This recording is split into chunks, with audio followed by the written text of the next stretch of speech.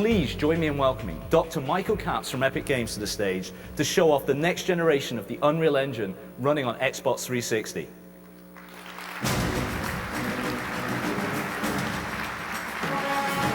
Michael, great to have you. Thanks, Chris. And I'm going to leave the audience in your capable hands. I'll do what I can. I appreciate it, sir.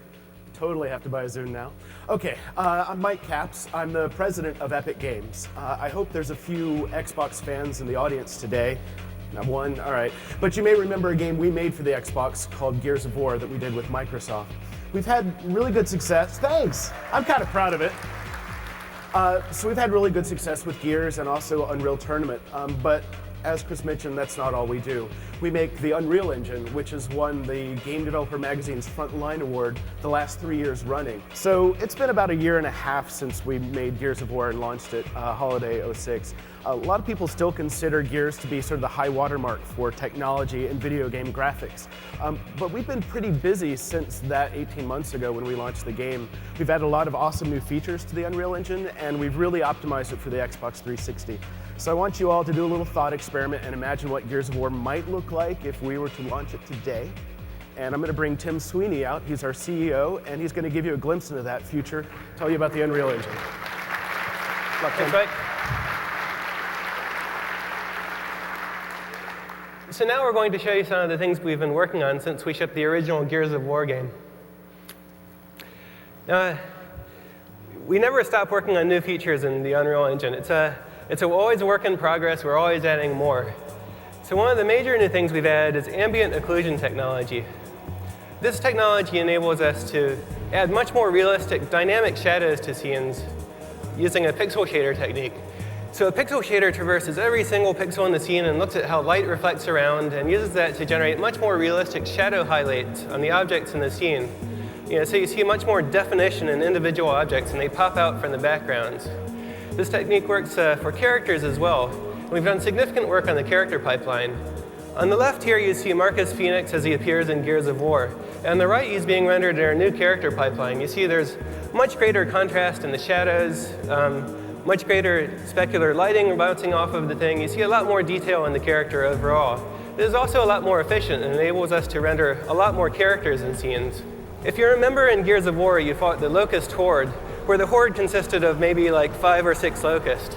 But now we can really build scenes containing hordes of creatures. And here we have over 100 creatures running around in real time using flocking technology.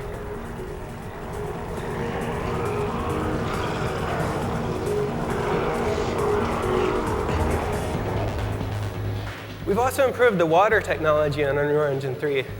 Besides the realistic water physics simulation running underneath, we also have realistic specular and environment reflections bouncing off of the water. So it captures much more of the realistic liquidy feel you see there. We also have more dynamic interaction with the water, so more realistic sound effects, more realistic splashes using particle systems. And this scales to very large environments. So you can build your game taking place on a deserted island, or you can build that jet skiing game you've always wanted to build using Unreal Engine 3. The engine now scales to much larger scenes like that. Now, Matinee is the system we use to build all of the Gears of War cinematics, the real-time cinematics that play back in engine. We've substantially improved this to give artists movie director class control over all of the objects in the scene, over cameras, over cuts. And we have a real-time preview now in engine that gives you all the visual effects of the real cinematic at a level that's not even seen in Hollywood now in their preview tools.